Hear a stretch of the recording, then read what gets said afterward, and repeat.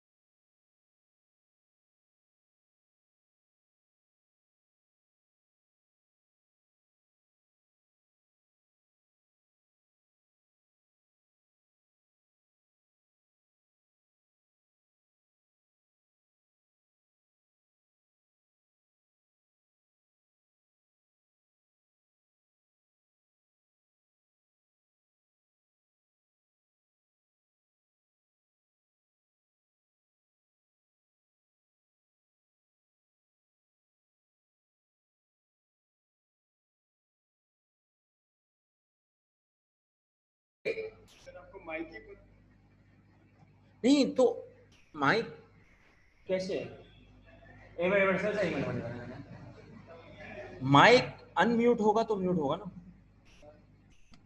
क्या मतलब? मैं आपसे पूछा इससे आवाज आ रही नहीं आ रही सर, सबको पूछ अरे यार इतनी देर हो गई यार, मैं पूछ के गया हूँ आप लोगों से। चलो ठीक है, सो के हो जाता हो जाता। उफ, आवाज ही नहीं आ रही, आवाज ही नहीं आ रही।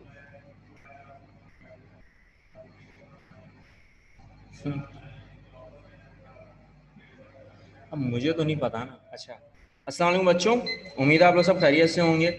आवाज़ का इशू जो था बेटा अब रिजॉल्व हो गया, अब आ रही है? हाँ अब आ रही है सर, आ रही है अब। अच्छा तो अब आ रही है बेटा, माजरत, मुझे नहीं पता था कि आवाज़ क्या मसला चल रहा है क्या नहीं। अभी आए सर तो उन्होंने बोल दिया, चलो ठीक है अब आ रही है ना, आ रही है, आ रही है, चलो शुक्र है अल्लाह का। अच्छा बेटा देखो, आप लोगों से बात डिस्कस करनी थी, पाकिस्तान स्टडीज़ का हम लोग क्लास का जो अब लेक्चर पढ़ेंगे वो लेक्चर नंबर 8 पढ़ेंगे, ठीक है। और लेक्चर 8 में हम लोगों ने वही जहाँ से हमने छोड़ा था हमने उसी को देखना है, 1940 से लेकर 1948 तक। अच्छा, इससे पहले हम लोगों ने डिस्कस किया था 1940 से 1948 तक के सबसे अहम जो हमने चीज़ों को देखा था, सबसे अहम चीज़ों को, जिसमें पाकिस्तान रेजोल्यूशन था। पाकिस्तान रेजोल्यूशन को हमने देखा था। पाकिस्तान रेजोल्यूशन के बाद हमने जो सबसे अहम मुद्दा था उसको हमने चेक किया था, जो क्रिप्स मिशन आया था। क्रिप्स मिशन के बाद सबसे अहम मुद्दा जो आया था वो आया था जिना गांधी टॉक। अच्छा, आपके नोट्स में ये क्वेश्चन नंबर 1 है चैप्टर नंबर 2 का, ठीक है ना। 1940 से लेके 1947 तक के जो मेजर इवेंट्स हैं वो आपको चैप्टर 1 में भी मिलेंगे। चैप्टर 2 में आपको सिर्फ उनकी हेडिंग्स मिलेंगी, जो मैंने कहा भी था, जब आपके पास ये सवाल आएगा जो आपको दिख रहा है आपकी स्क्रीन पर, तो आपने चैप्टर 2 का क्वेश्चन नंबर 1 करना है, जिसमें हेडिंग्स लिखी हुई है, डेट नहीं लिखी हुई, आपने डेट लिखना लाजमी है, और हेडिंग के साथ डेट जरूर लिखना बेटा, तो उसमें आपको नंबर मिलेंगे। और जो शॉर्ट क्वेश्चंस हैं वो आपको कहाँ मिलेंगे तफसीलन, कहाँ पे आपको मिल जाएंगे, वो चैप्टर नंबर 1 पर है। ये थोड़ी कंफ्यूजन है बहुत ज्यादा, तो इसलिए मैं आपको अभी यहाँ पे क्लियर कर रहा हूँ। एक तो बात आपकी ये हो गई। दूसरी सबसे इंपॉर्टेंट बात जो यहाँ पर आनी है वो जो आपको महसूस भी हो रही होगी, हाँ थोड़े बच्चों को तो महसूस भी हो गई होगी, कि हम लोगों ने एक टॉपिक को डिस्कस किया था पहले। अगर देखा जाए तो हमने प्रीवियस टॉपिक में ये हमने पहले डिस्कस कर चुके हैं, इसको मैं इसलिए वापस से दोहरा रहा हूँ क्योंकि ये भी चैप्टर 1 में ही है। ये सारे इवेंट्स 1905 से लेकर 1939 तक के सारे चैप्टर 1 में हैं। तो चैप्टर 1 में आपको ये सारी बातें करनी है, इनके लिखनी है, पढ़नी है, और उसी के हिसाब से आपके पास सवाल आएगा। मैं चैप्टर 1 और चैप्टर 2 को कंफ्यूज नहीं कर रहा हूँ बेटा, क्योंकि यहाँ पर आपको कंफ्यूजन हो जाएगी, क्योंकि चैप्टर 2 में चैप्टर 1 का सवाल रख दिया है, तो इसलिए वो कंफ्यूजन है। वहां पर सारे शॉर्ट में आपको मिल जाएंगे, और यहाँ पर आपको सारे जो जो असल जो लॉन्ग पूछा जाता है आपसे वो चैप्टर 2 में रख दिया, तो ये मिसकंसेप्शन है, तो इसलिए मैं आपको यहाँ पे दूर कर रहा हूँ। तो 1905 से लेके 1939 तक के जो चैप्टर 1 में इवेंट्स है उसके सिर्फ इंट्रोडक्शन ही लिखना है, अगर ये सवाल आ जाए, ठीक है। बात समझ में आ गई। आज का जो टॉपिक शुरू होगा वो जाहिर सी बात है हमने कहां से शुरू करना है, जो हमारा लास्ट था, जो हमने जो पार्ट 1 जो हमने डिस्कस किया था उसी का आज हम पार्ट 2 डिस्कस करेंगे, और उसमें मेजर इवेंट्स आएंगे। अच्छा, चैप्टर 2 में आपके जो क्वेश्चन नंबर 1 है उसमें मेजर इवेंट्स जो मैं आपको पढ़ा रहा हूँ बेटा वो यही है, ठीक है। अब ये हैं तो आपने ये लिखना लाजमी है, ये लिखोगे तो आपको मार्क्स मिलेंगे, जो आपको अब तक समझा चुका हूँ, Pakistan Resolution, Cripps Mission, Rowlatt Act और जिना गांधी टॉक। अब ये आपने लिखना लाजमी है, और यही आपके पास आते हैं शॉर्ट में, ठीक है ना। शॉर्ट में लॉन्ग लॉन्ग क्वेश्चन बनकर आ जाते हैं, ठीक है ना। जैसे आपका मैंने बताया भी था कि आपका अगर पूछ लिया जाता है कि डिस्क्राइब क्या 14 पॉइंट्स ऑफ कायदे आजम, तो आपके जो 1905 से लेकर 1939 तक के जो मैंने इवेंट्स पढ़ाए थे उसमें वो आया था। इसमें आपके पास पाकिस्तान रेजोल्यूशन आ जाता है, या फिर आ जाता है जिना गांधी टॉक, तो आपने वो पूरा लिखना है, लेकिन वो सारा मेंशन किधर है, चैप्टर 1 में, आपके नोट्स में चैप्टर 1 में मेंशन है, ठीक है। तो यहाँ पे बात ये क्लियर हो गई। अब आज का जो सवाल है वो हम कहाँ से शुरू करेंगे, शिमला कॉन्फ्रेंस, क्योंकि लास्ट टाइम हमने जो डिस्कशन की थी वो हमने डिस्कस किया था क्या, जिना गांधी टॉक। अब उसके बाद जो मेजर इवेंट था वो ये था शिमला कॉन्फ्रेंस। और शिमला कॉन्फ्रेंस में सबसे अहम मुद्दा यहाँ पर यह आता है, सबसे बड़ी बात यहाँ पर यह आती है कि इससे पहले जो आता है टॉपिक वो कौन सा है, किसी को याद है कि इससे पहले कौन सा टॉपिक मैंने पढ़ाया था? किसी को याद हो तो प्लीज वो लिखे। इससे पहले कौन सा टॉपिक था, शिमला कॉन्फ्रेंस से पहले कौन सा टॉपिक था? शिमला कॉन्फ्रेंस से पहले कौन सा टॉपिक हमने पढ़ा था, कुछ याद है किसी को? क्योंकि यहाँ पर वर्ल्ड वॉर 2 रुक गई है। अब वर्ल्ड वॉर 2 रुक गई तो बरतानिया आएगी किसके पास, मिलने पहले किसको आएगी, कायदे आजम मोहम्मद जिन्ना को आएगी या आपका गांधी को? कोई मुझे बता सकता है कि इससे पहले वाला टॉपिक हमने क्या पढ़ा था? शिमला कॉन्फ्रेंस से पहले हमने कौन सा टॉपिक कवर किया था? शिमला कॉन्फ्रेंस से पहले कौन सा टॉपिक? हाँ, जिना गांधी टॉक, बिल्कुल सही मरियम बेटा, बिल्कुल सही लिखा हुआ। हाँ बिल्कुल सही, बिल्कुल सही, बिल्कुल बिल्कुल सही, बिल्कुल बिल्कुल सही, बिल्कुल सही। जिना गांधी टॉक था। तो अब आपको समझ में बात आ गई होगी बेटा कि बरतानिया ने कहीं ना कहीं साजिश करना शुरू की, किसके खिलाफ? मुसलमानों के खिलाफ। क्योंकि अब यहाँ पर बात आती है, तो असल बात यहाँ पर यह आती है कि जिना गांधी टॉक में आपके साथ जो सबसे बड़ा जो इवेंट आता है, उसमें यह साबित हो चुका था कि अब कहीं ना कहीं साजिश हो रही है, किसके खिलाफ? किसके खिलाफ हो जाएगी? मुसलमानों के खिलाफ शुरू हो जाएगी। और जब मुसलमानों के खिलाफ शुरू हो जाएगी तो यहाँ पर सबसे बड़ा मुद्दा यहाँ पर यह आता है कि यहाँ पे कॉन्फ्रेंस रखने का असल मकसद यह था कि मुसलमानों को रोक दिया जाए, किसके हिसाब से? किसके हिसाब से रुक जाता है? जो डिवीजन थी ना, यूनिटरी इंडिया की जो बात हो रही थी, अखंड हिंदुस्तान की, वो कायम रहे। क्योंकि अब यहाँ पर वर्ल्ड वॉर 2 के बाद बरतानिया को ये एहसास हो रहा था कि उनकी इकोनॉमिक पावर बड़ी डिस्क्लैप हो रही है, बहुत ज्यादा खत्म हो रही है, उनका होल्ड खत्म हो रहा है, क्योंकि यहाँ पे इंडियन लीडर्स जाग रहे हैं। तो यहाँ पर हाँ, तो ये एक ऐसी बात थी कि जहां पर हमने बहुत ज्यादा देखना था। तो अब यहाँ पे कॉन्फ्रेंस रखी गई, और इसका असल मुद्दा क्या था बेटा? कि वो यही था कि वर्ल्ड वॉर 2 में अगर देखा जाए तो सबसे बड़ा फेवर जो था बर्तानिया को उनके अलाइज के साथ था। और यहाँ पर कांग्रेस जो ट्राई कर रही थी, बहुत ज्यादा कोशिश ये कर रही थी कि किसी तरह मुस्लिम लीग को प्रेशराइज किया जाए। प्रेशराइज करने के बाद जिना गांधी का टॉक तो पहले हो चुके, तो हमें पता था कि वो कभी भी कलेक्टिव वे में काम नहीं करने वाले। और उन्होंने जो अपनी जहानत कायदे आजम ने दिखाई थी, फार साइडेड, कि उनको अब ये फंसाने का कोशिश की जाएगी, तो वो रिफ्यूज कर गए। और फॉर्मूला जो उनको दिया जा रहा था जिना गांधी टॉक की तरफ से, वो क्रिएशन ऑफ पाकिस्तान के बिल्कुल ही मुखालिफ था। अब यहाँ पर ये बात करते हुए हम लोग ये सोच रहे हैं, देखो आपको एक तस्वीर में दिखा रहा हूँ कि कायदे आज़म मौलवी जिन्ना जब शिमला कॉन्फ्रेंस शुरू हुई थी, क्योंकि इससे पहले आया था लॉर्ड वेवल। अच्छा, लॉर्ड वेवल जो थे वो विसराय बनकर आ रहे थे एज अ गवर्नर यहाँ पर, एज अ न्यू, किसके हिसाब से? शिमला कॉन्फ्रेंस के हिसाब से।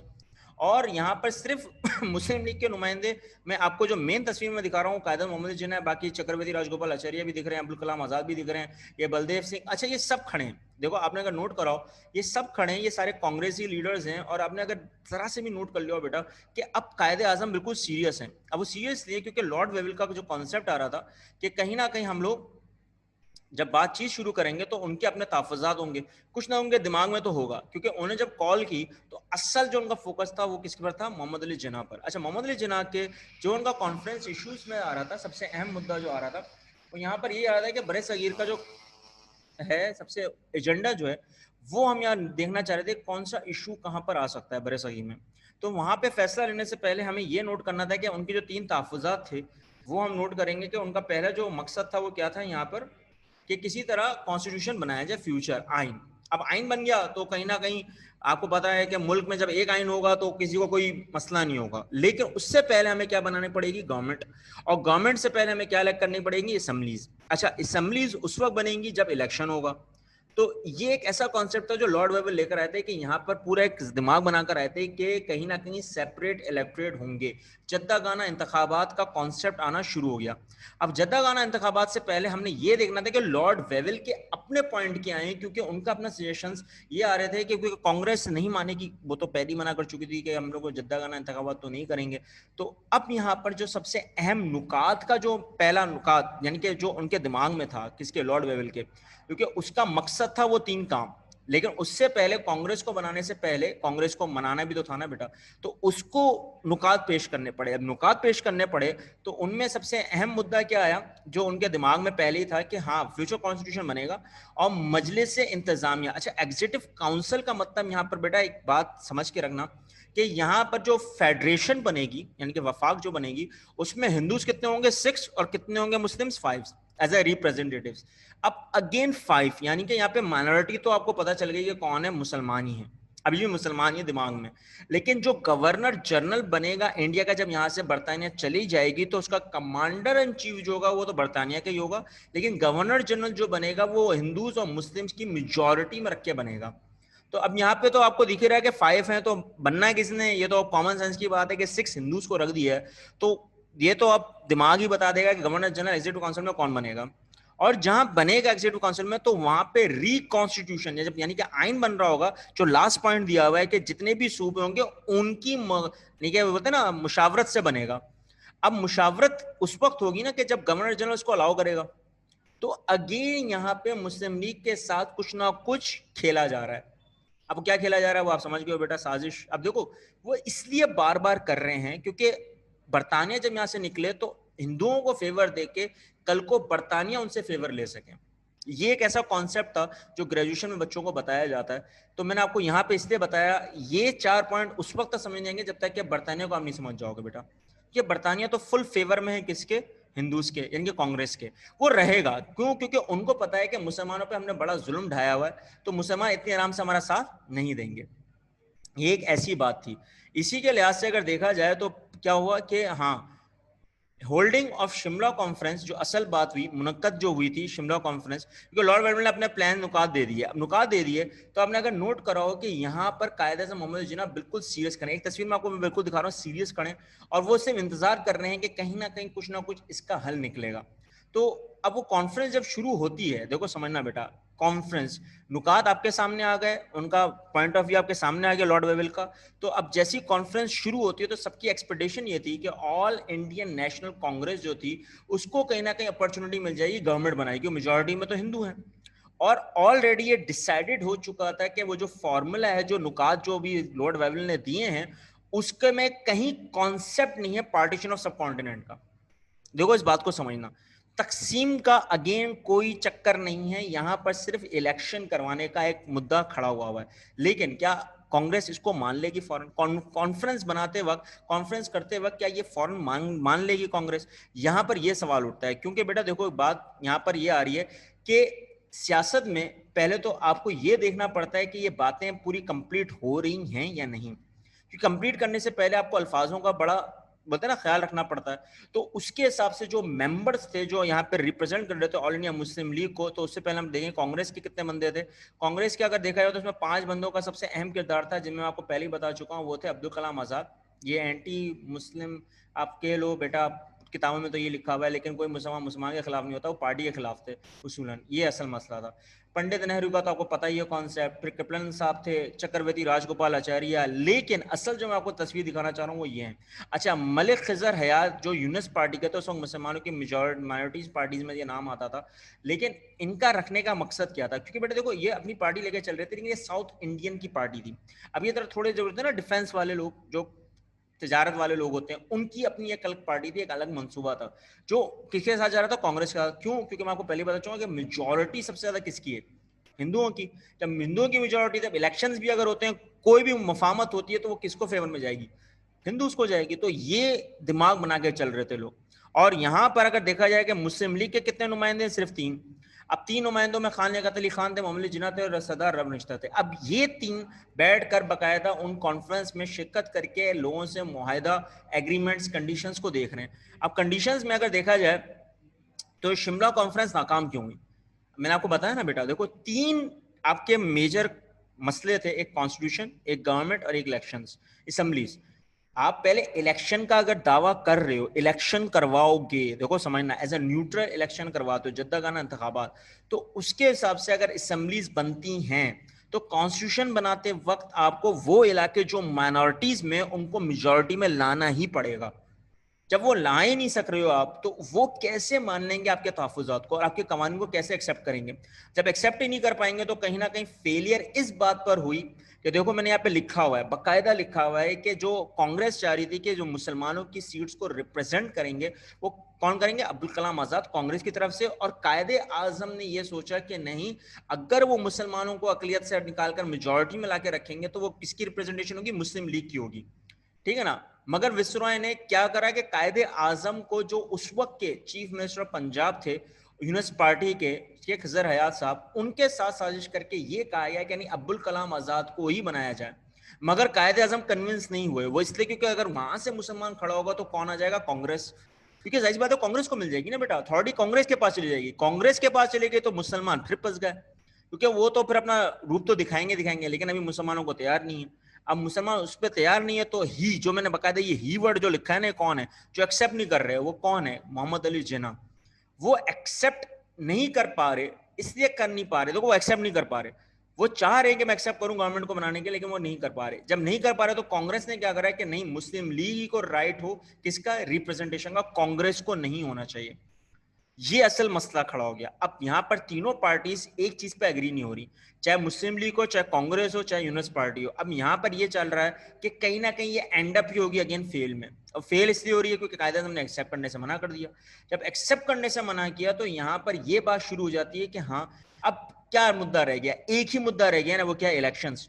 अब इलेक्शन ही करवा लो भाई, देख लो कि कौन जीतता है। क्योंकि देखो, अब इलेक्शन के अलावा बेटा कोई और चॉइस भी नहीं है, तीनों पार्टीज मान नहीं रही। जब मान नहीं रही तो उनका यहां पर एक मकसद जो खड़ा हो जाता है वो क्या है कि इलेक्शन ही करवाते हैं जनरल इलेक्शन। अब देखो, आम इंतखाबात हो या फिर नुमाइंदगी हो, उसके हिसाब से दो इलेक्शन हुए, एक हुए सेंट्रल लेजिस्लेटिव के इलेक्शंस और दूसरे हुए प्रोविजनल लेजिस्लेटिव के इलेक्शंस, ठीक है ना।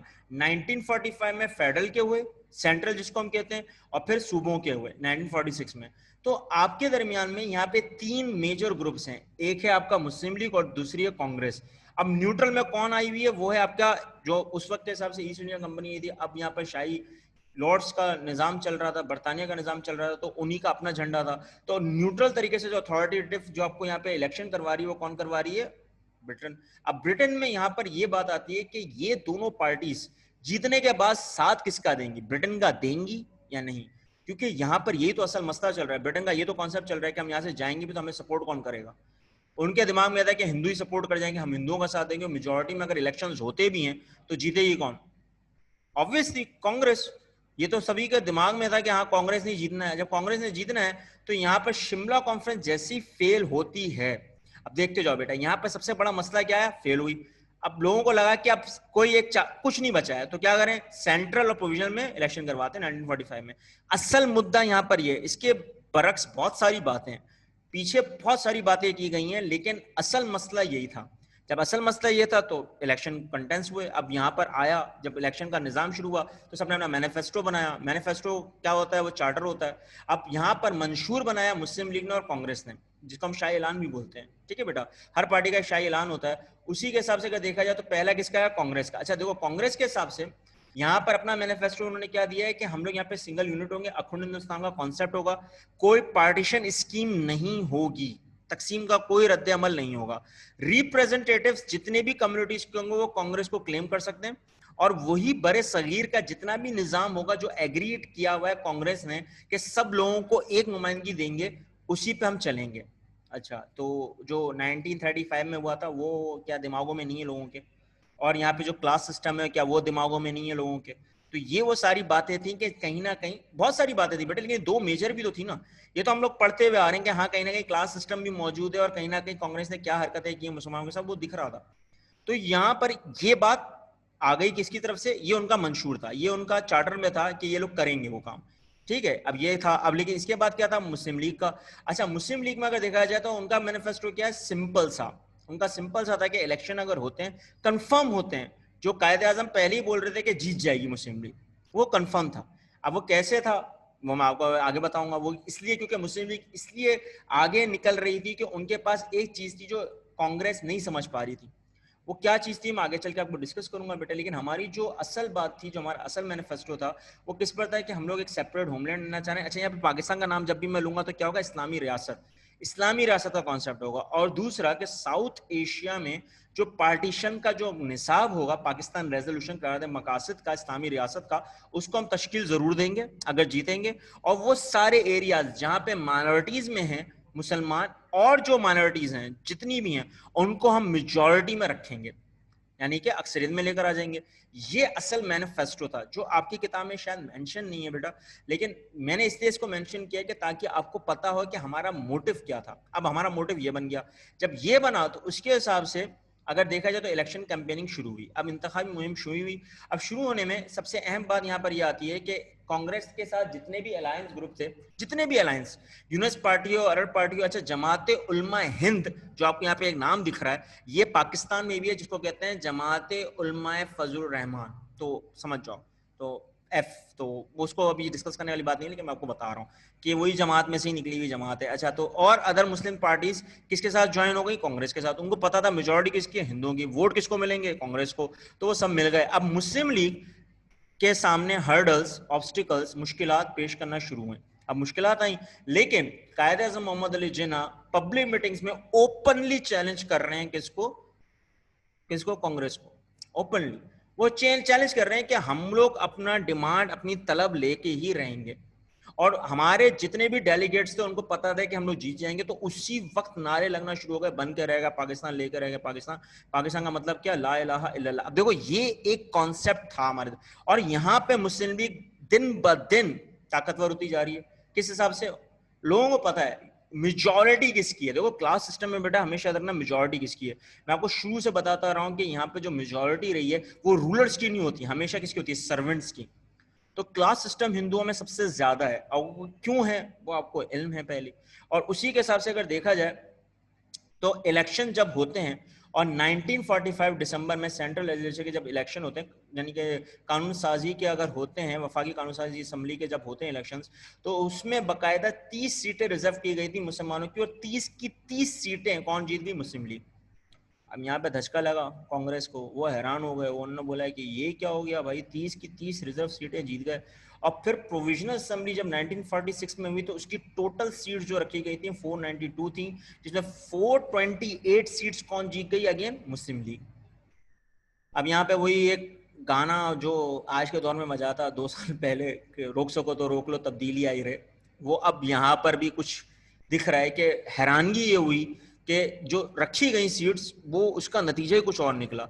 अब यहाँ पे ये टर्नआउट कैसे हुआ बेटा? देखो एक सिंपल तरीका है, बरतानिया क्लेम नहीं कर सकता था क्योंकि वो न्यूट्रल इलेक्शन करवा रहा, धांधली का तो कोई चांस ही नहीं था। अब धांधली का कोई चांस नहीं है, तो इसमें जितने भी जो निचली कौम थी हिंदुओं की, जो माइनॉरिटीज की कौम थी बेटा, उन्होंने सपोर्ट किया किसको? मुस्लिम लीग को, ऑब्वियसली। अब शुद्रास वो ये तो नहीं चाहेंगे कि ब्राह्मण आके बैठ जाएं, वो कहीं चाहेंगे कि इक्वालिटी हो, निजाम एक हो, सब कुछ एक हो। और हम लोग तो इसी को कह रहे हैं, यही हमारा मुद्दा था कि माइनॉरिटीज को हम क्या कर देंगे? मेजोरिटी में लेकर आ जाएंगे। और यहाँ पे जब ये मुद्दा शुरू होता है तो फिर एक बात आता है रिजल्ट।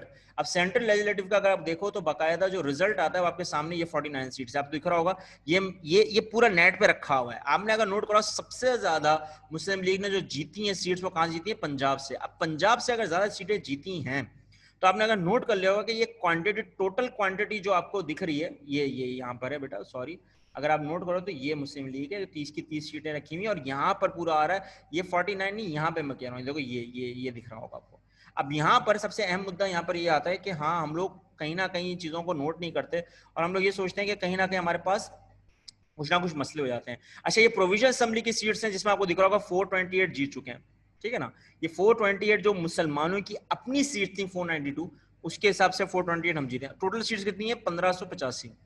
तो अब हम लोगों को नोट करना चाहिए कि कहीं ना कहीं हमारे साथ जो हमारे अपने प्रोविंसेस थे उसमें हमारी मेजोरिटी में सीटें जीत चुके हैं।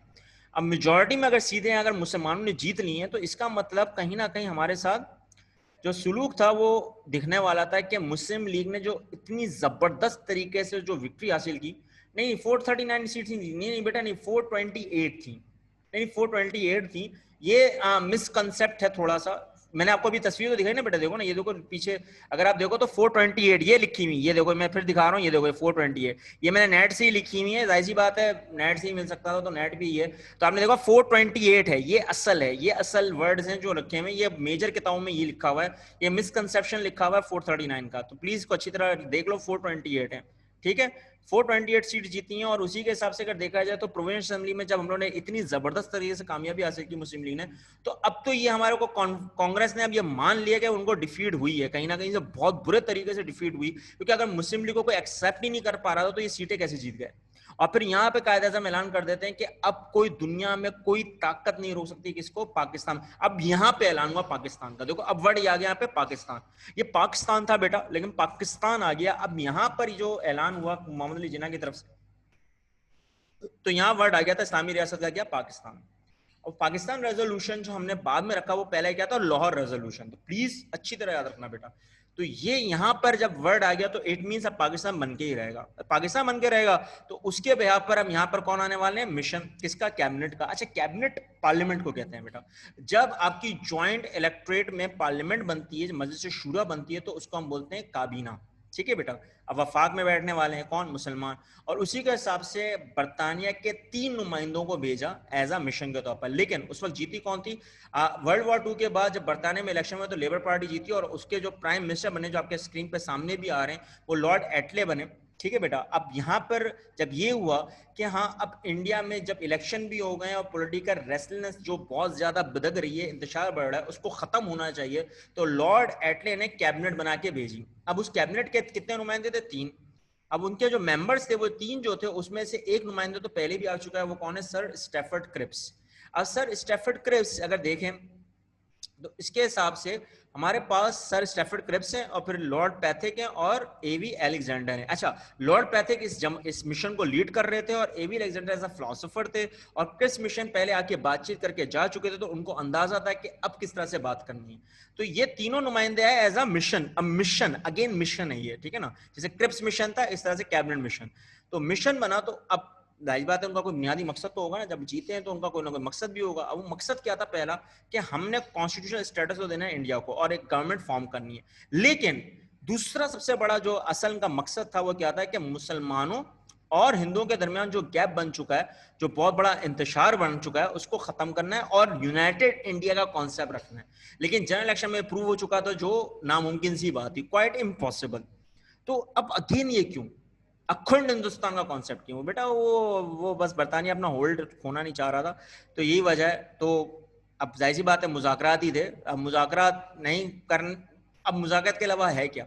वही सियासी मुज़ाकरात पॉलिटिकल लीडर्स के साथ। तो पॉलिटिकल लीडर्स के साथ अब मुज़ाकरात शुरू हो रहे हैं, तो उसमें अगर देखा जाए तो कैबिनेट मिशन जैसी अपनी गुफ्तगू शुरुआत करती है, गुफ्तगू करना शुरू करती है लीडर्स के साथ। अभी कोई कॉन्फ्रेंस नहीं हुई, अभी सिर्फ गुफ्तगू हो रही है। गुफ्तगू हो रही है तो उसमें बड़े सगीरा कॉन्सेप्ट आता है, तो उसमें एक्सचेंज ऑफ व्यूज हो रहे हैं। गवर्नर जनरल, चीफ मिनिस्टर जो जीते हैं उन्हीं के हिसाब से गवर्नर जनरल बनेगा, चलो ठीक है।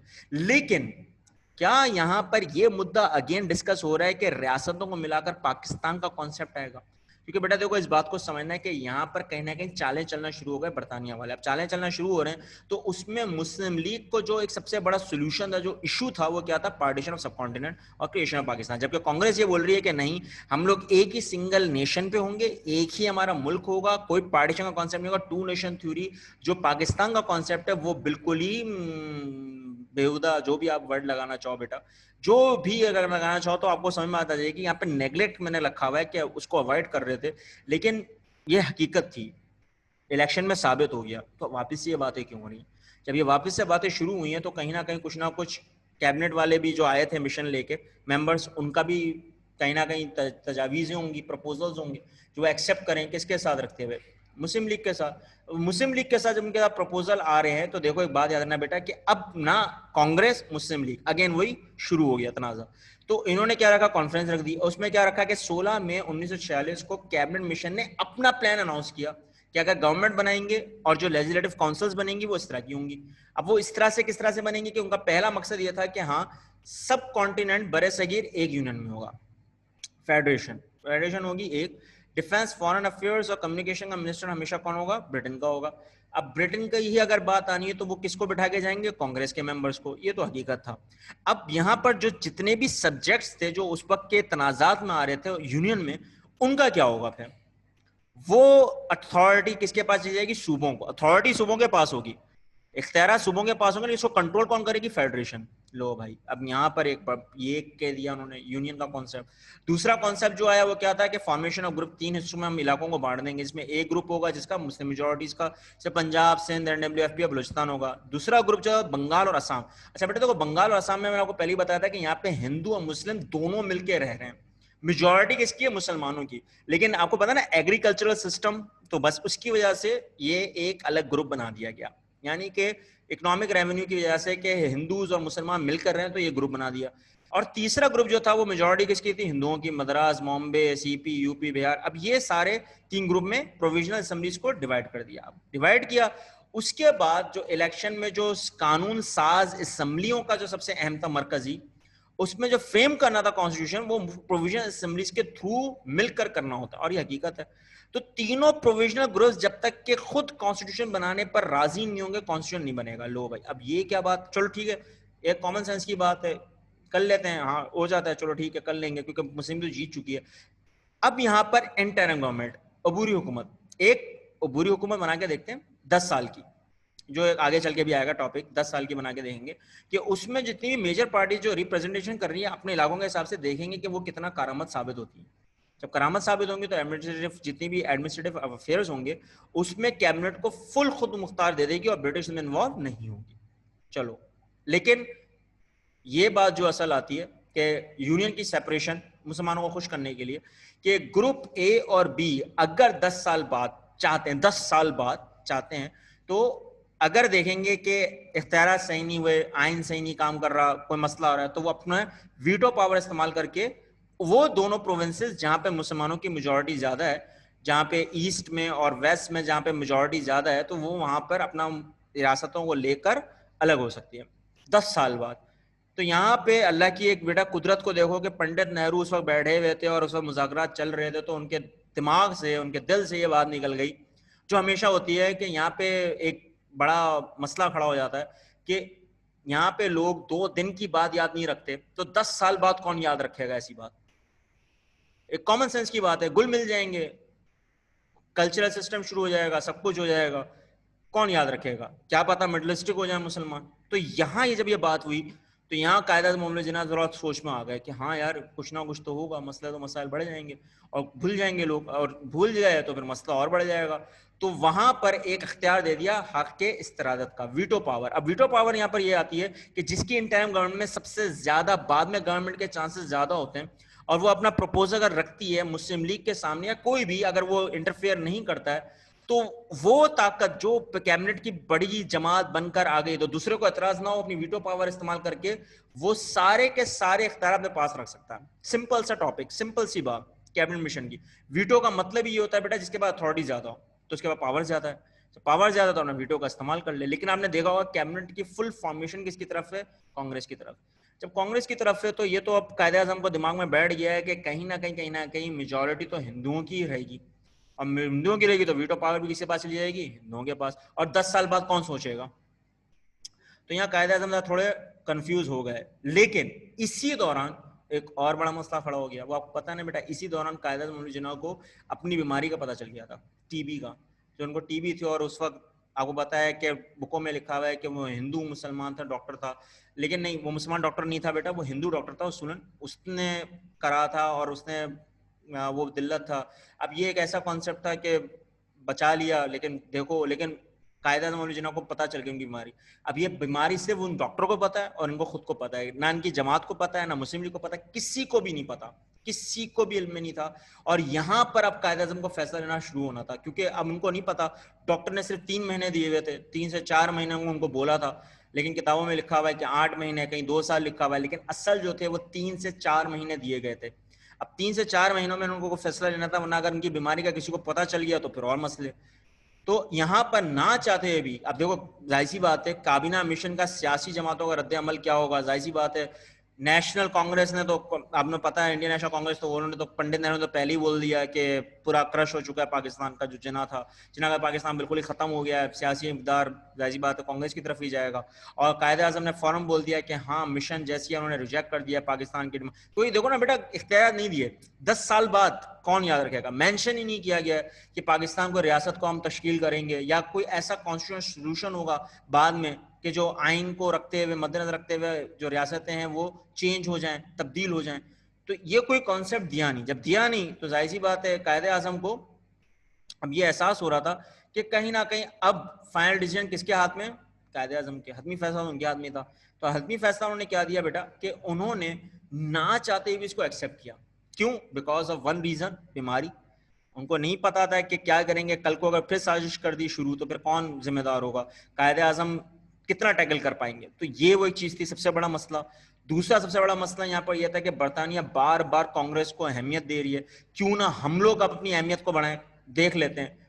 इस वक्त सबसे ज्यादा मुस्लिम लीग गर्म जो हुई है, जो बहुत ज्यादा तनाजात में गिरी हुई है, वो मोहम्मद अली जिन्ना से गिरी हुई है। वो ना चाहते भी एक्सेप्ट कर रहे हैं क्योंकि लोगों को नहीं पता है कि उनकी बीमारी है, तो यहाँ पर वो एक्सेप्ट किए जा रहे हैं।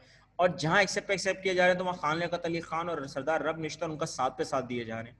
तो ये कॉन्सेप्ट बड़ा था। तो इसी दौरान अब देखो बेटा, जैसे ही एक्सेप्ट किया, देखो समझना, कायदे आज़म ने जैसे ही एक्सेप्ट किया, अल्लाह की कुदरत देखो कि पंडित नेहरू के दिल में यह आया, देखो समझना, जिसने पहले बोला उसी के दिल में आया कि क्या पता है कि कायदे आज़म को पिछले कहीं और सपोर्ट हो और ये जानबूझ के एक्सेप्ट कर रहे हैं। ब्लफ, इसको हम कहते हैं ना ब्लफ, वो कर रहे हैं। तो ब्लफ कर रहे हैं तो फिर क्या मतलब? नहीं बेटा अभी स्क्रीन से शो नहीं हो रही, मैं अभी ला नहीं रहा हूं ना, तो ये मसला है, अभी देखते जाओ। तो ब्लफ कर रहे हैं, तो यहां पे अल्लाह की कुदरत देखो, पंडित नेहरू ने फौरन इसको रिजेक्ट कर दिया। ये कॉन्सेप्ट कैबिनेट मिशन का रिजेक्ट हुआ। जब ये रिजेक्ट हुआ, एक सिंपल तरीके समझा रहा हूं, रिजेक्ट जैसे ही होता है, रिजेक्ट जैसे ही होता है, तो उस वक्त फिर क्या होगा कि कहीं ना कहीं हम लोग ये नोट करेंगे कि रिजेक्शन के फौरन बाद, रिजेक्शन के बाद कायदे आजम को अपॉर्चुनिटी मिल गई कि उनके तरफ बरतानिया वाले हो गए। जब बरतानिया वाले हो गए, तो अब आप समझ गए होंगे कि कहीं ना कहीं ये पूरा तनासुब किसके हक में चला गया? कायदे आजम मोहम्मद जिन्ना के। और फिर जो असल मुद्दा शुरू हुआ वो था 3 जून प्लान। अब 3 जून प्लान का मंसूबा इसलिए आया क्योंकि बेटा ये एक असल बात थी कि यहाँ पर सबसे बड़ा मुद्दा ये था कि पंडित नेहरू ने रिजेक्ट किया, तो बरतानिया को ये लगा कि नहीं, कांग्रेस जो फुल सपोर्ट नहीं कर पाएगी जिसको, बरतानिया को, और यहाँ पर फिर ये मुद्दा पूरा चेंज हो जाता है। अब ये उल्टा होता है, तो यहाँ पर हमें पता चल जाता है कि हाँ, 3 जून प्लान का मकसद क्या था कि तकसीम हो जाएगा क्या? इंडिया, यानी कि भारत को तकसीम होने का मकसद मिल गया। नेक्स्ट टॉपिक में हम लोग इसी को यहां से शुरू करेंगे बेटा, और फिर हम लोग देखेंगे क्या, किसका किरदार, कायदे मोहम्मद जिन्ना का किरदार, और क्या पढ़ेंगे जो हमारी जो इब्तदाई मुश्किलात थी किसकी, पाकिस्तान बनने के बाद, हम उसको पढ़ेंगे। लेकिन आज के टॉपिक में अगर आपको कोई चीज समझनी है तो प्लीज सवाल कर लो, कोई सवाल है तो मुझसे पूछ लो, अब मुझसे पूछ लो, क्योंकि मैं आपको सारा क्लियर कर चुका हूं। लेकिन अगर अभी भी कोई सवाल है तो प्लीज पूछ लो, 2 मिनट दे रहा हूं, पूछो। कोई सवाल है? कोई सवाल है तो प्लीज पहले पूछ लो, पहले आराम से पूछ लो, 2 मिनट है, पूछ लो पहले। कोई सवाल है किसी का? मुझे नहीं लग रहा कोई सवाल होगा, लेकिन अगर कोई सवाल है तो प्लीज पूछ लो। पीएससी का टेस्ट कब होगा? मैनेजमेंट बेटा, मैनेजमेंट बताइए, मैनेजमेंट बताइए आपको। नो नो नो, कोई सवाल नहीं है बेटा, कोई सवाल नहीं है किसी का। देखो मैं आपको पहले ही सब कुछ क्लियर कर चुका हूं ताकि आप लोगों को कोई मुश्किलात ना हो, ठीक है? अगर कोई सवाल है, और बहुत आसान टॉपिक्स हैं ये, बहुत आसान टॉपिक्स हैं, सिर्फ थोड़ा सा पढ़ना है बस। 3 जून प्लान वाला क्वेश्चन लॉन्ग में आएगा, हाँ आ सकता है, आ सकता है, 3 जून प्लान आ सकता है। क्वेश्चंस मैंने हैंड रेज किया है, तो हैंड में बता भी दिया जवाब का जवाब। अच्छा ठीक है, ठीक है, ठीक है, प्रीवियस स्लाइड, ठीक है, ठीक है, ठीक है, ठीक है, ठीक है। अच्छा बेटा, आपको ये सारे सवालों का जवाब नेक्स्ट क्लास में देता हूँ, ठीक है? सही है, चलो ओके, अल्लाह हाफिज, अल्लाह हाफिज।